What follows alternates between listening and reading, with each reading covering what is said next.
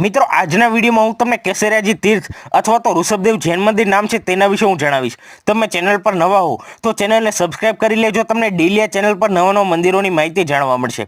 હવે વાત કરીએ આ મંદિર વિશે તો કેસરિયાજી મંદિર એ ભારતના રાજસ્થાન રાજ્યના ઉદયપુર જિલ્લાના ઋષભદેવ શહેરમાં આવેલું એક જૈન મંદિર છે।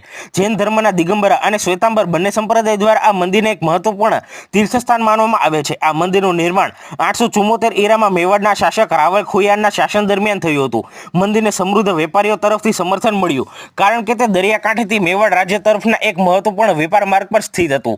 1422 એરાના શિલાલેખ દર્શાવે છે કે 14મી થી 15મી સદી દરમિયાન મંદિરનું સમારકામ અને નવીનીકરણ કરવામાં આવ્યું હતું। એવું પણ માનવામાં આવે છે કે રાવણ દ્વારા નંદનવનમાં તેની પૂજા કરવામાં આવી હતી અને રાજાશ્રી પાલ દ્વારા ઉજ્જૈનમાં તેની સ્થાપના કરવામાં આવી હતી। 14મી સદીથી દિગંબરા, શ્વેતાંબર અને મેવાડના શાસકો સાથેના સંબંધોના આધારે હિન્દુ સમુદાયના સભ્યો વચ્ચે આ મંદિરના નિયંત્રણ માટે સંઘર્ષનો ઇતિહાસ રહ્યો છે।